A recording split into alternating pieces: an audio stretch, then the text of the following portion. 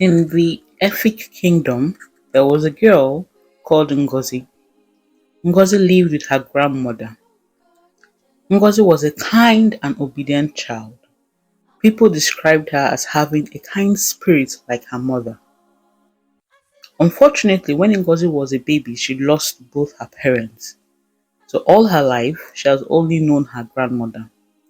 She had two best friends, Adanna and Uchechi. They grew up together. Uchechi, of the three of them, was the one that was wild and outgoing.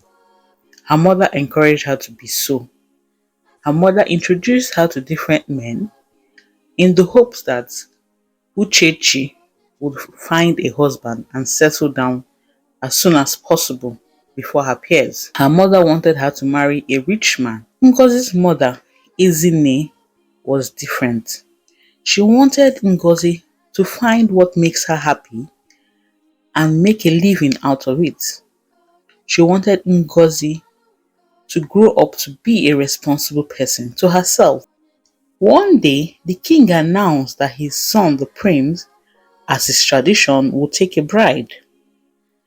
There will be an Afro masquerade festival where all the young eligible girls will come out and the prince would take his choice. Since Ngozi, Ada and Uchechi were of marriageable age, they were to attend the festival. The night before the festival, Ngozi was sleeping in her room.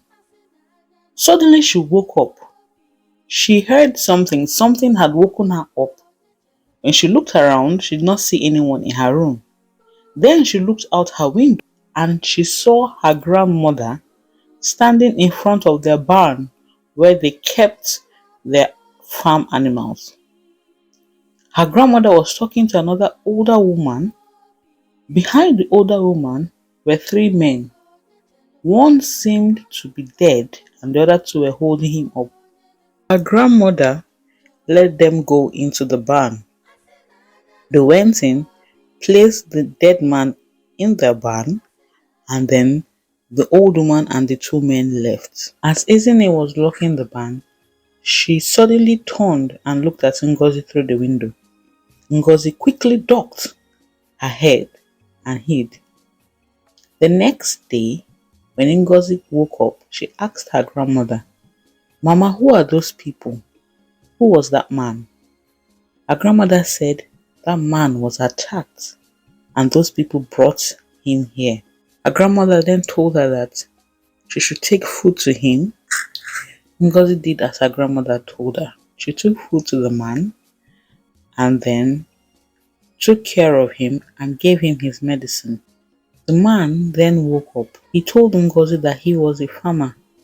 He was attacked while he was in his farm, and then those people had brought him here. Later that day, Uchechi and Ada came to get Ngozi so that they could all go to the festival. Ngozi said she could not go as her grandmother had told her to take care of the farmer. His name was Ikedi. Uchechi then said, "How can you not go to the festival when you know the prince is coming? Why stay back and take care of a mere farmer?" Ikedi heard this and told Ngozi that she can go, he will be fine. After much persuasion, Ngozi left. When they got to the festival, it was the prince's cousin Obina that they met at the festival. The palace had announced that the prince was sick and couldn't come out. Obina would attend the festival in his place and recommend a nice girl to the prince. As such, all the girls then flocked to Obina. After the festival, Ngozi went back to take care of Ikedi and her grandmother. For a few weeks, she and Ikedi became close. He was getting better and he was able to walk around. After a while, he was able to help Ngozi and her grandmother in their own farm. 5 weeks after the festival, the palace announced that the prince had chosen a bride. It was Ngozi. Ada, her friend, was happy for her. However, Uchechi was not. She has spent a lot of time doing favors for Obinna, the cousin of the prince, hoping that she will be announced as the future princess. She was greatly disappointed and went to meet Obinna. Obinna said he is not the prince and therefore cannot make decisions for the prince. However, he wanted to marry Uchechi. Uchechi rejected Obinna's proposal, saying that she wants to be the future princess. Ngozi herself was shocked about the announcement. She told Ikedi that she had never seen the prince before. How can he pick her? Ikedi did not respond. During the past days, Ikedi had gotten close to Ngozi and had fallen in love with her. He told Ngozi that he wanted to marry her, that he will go home and get his people so they can come back and ask for her hand in marriage. Ngozi agreed to this. However, she was worried about the prince's proposal. Ikedi told her not to worry, that he would handle the situation. One day, Ada and Ngozi, along with Uchechi, went to the stream to fetch some water. As they were fetching the water, 5 men came and attacked them. As they struggled to get free, Ngozi was taken away. Uchechi and Ada then ran immediately to her grandmother. Ezine, Ikedi, Uchechi, Ada, and the villagers went in search of Ngozi. They searched everywhere, but they couldn't find her. They searched for days and yet nothing. Ikedi could not sleep. One day when he was able to sleep, he had a strange dream. In that dream, he was standing before a forest. Out of nowhere, a man appeared and held his right hand, dragging him forward. The man was taking him down a path to the forest. Ikedi was telling the man, leave me, where are you taking me to? The man did not respond. They got in front of a cave. Ikedi looked around. When he looked up at the cave, there was a woman. She was standing as if she was on top of the cave. An eagle was on her shoulder. She looked down directly at Ikedi. She was crying. Then the man pointed at the entrance of the cave. Ikedi looked closer into the cave and then he saw Ngozi.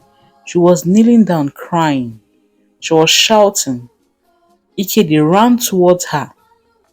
But for some reason, Ngozi couldn't see him or hear him. As Ikedi got close to the cave, he immediately woke up. The next few days, the cabinet members announced that since Ngozi had been missing for a very long time, the prince had to pick another bride. However, the palace insisted that the prince was sick and could not pick another bride until he was better. Uchechi did not like this. She wanted to be announced as the future princess. At this point, the villagers were losing hope. Either Ngozi had died or she had been taken away, as it had been 3 weeks now. But her grandmother and Ikedi kept searching for her. One day, Ikedi and some of his friends and Ezine, Ngozi's grandmother, went into the forest searching for her. From nowhere, an eagle came and rested on Ezine's shoulder. The eagle looked directly at Ikedi. Ikedi turned and looked at the eagle. For some reason, the eagle looked familiar to him, but he couldn't recall. Then suddenly it came back to him. He told Ezine, this bird, where did it come from? I've been seeing it around you for some time. Ezine said, yes, this eagle belonged to Ngozi's father. It comes sometimes, other times it flies away. Then Ikedi said, I saw this eagle in my dream. Ezine said, what dream? Tell me about the dream. Ikedi told her everything about the dream. Then she said, other than the woman that was crying and this eagle that was on her shoulder, what else did you see? Then Ikedi tried to remember. He then recalled that on the man's left hand was a bracelet The bracelet was given by the royal family to the elite warriors of the royal household. When he said this, Ezinne exclaimed. She turned to the bird and said, "Lead the way, take us to the cave." And then the bird stood and flew away. Then Ezinne went after the bird. Ikedi was surprised. He couldn't believe what Ezinne had just said. Is it possible that a bird was going to lead us to a cave that he had seen in his dream? But Ikedi followed Ezinne. Ezinne followed the bird. Then they got to a place where Ikedi had seen in his dream. It was the forest. When Ikedi saw this, he ran past Ezinne and kept following the bird. Then the bird led them to a cave. Ikedi, Ezinne and his men hid away from the entrance of the cave. They stood from its side and were spying. Then they saw three men come out of the cave. They were talking. In the cave, they could see that a woman was inside there. Ikedi attacked and his men subdued the others. When they went in, they saw that the woman was Ngozi. Ikedi carried her. He took her home and nursed her wounds. During this time, the men that were caught confessed and said it was Obinna who had hired them to kidnap Ngozi because Uchechi wanted to be the princess. However, what they did not know was that it was Obinna who hired them to kill the prince. Because of this, the king executed the men, Obinna and Uchechi. After a few weeks, Ngozi was healed and she was strong. And Ikedi said he would want to marry her. At first, Ngozi said no because of the wounds she had sustained. But Ikedi said he loved her and would marry her. Then, on the day he was to come with his family, he came with the royal family. It was at this time that Ngozi realized that Ikedi was the prince. Thank you so much for listening to this story. If you liked it, please hit the like button and leave a comment in the comment section letting us know what you learned from this short story. Thank you so much for the 100 subscribers. Thank you for the support and love. Bye.